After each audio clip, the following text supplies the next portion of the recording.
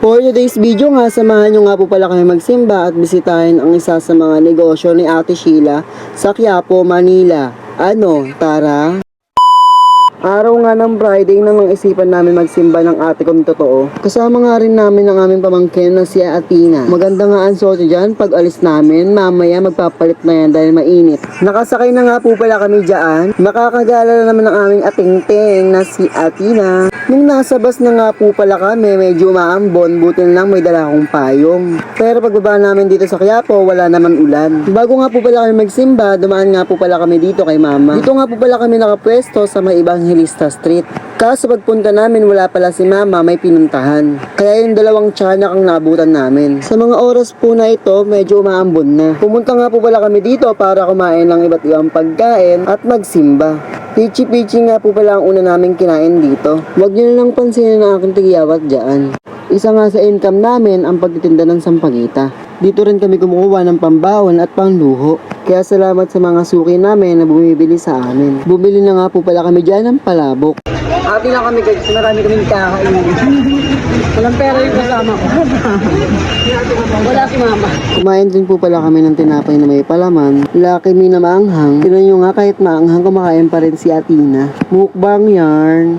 Isa rin po sa mga kalaban ng mga vendors ang umulan. Kasi nga pag bumuhos ang ulan, tutumal. Kaya maghihintay ka na lang nalalapit sa'yo para bumili. Habang kumakain nga kami dyan, binigyan si Atina ng bracelet. Thank you! Tapos namin kumain at nagpatilan ng ulan, nagsimba na po pala kami dyan.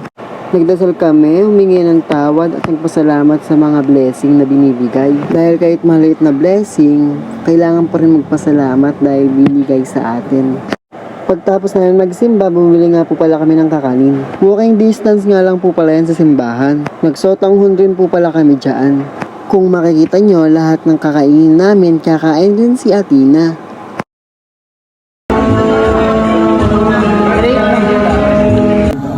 At ayun nga, bali ito nga pala ang legendary fruit stand ni Aling Nene na matatagpuan lamang sa Hidalgo Street, Plaza Miranda, Quiapo, Manila. Madali nyo nga lamang ito may kita dahil sa may tapat lamang sila mismo ng simbahan ng Poong Nazareno at sobrang legendary naman talaga ng fruit juice stand na ito dahil napag-alaman.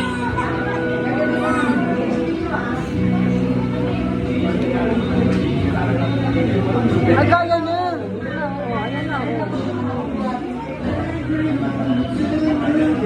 Oh, di binayak mo.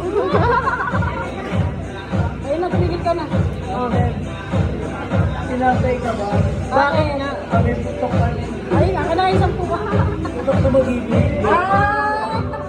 Ito nga po pala ang sinasabi kong negosyo ni Ate Sheila sa Quiapo, Manila. Itong Sheila's Whole Fried Chicken.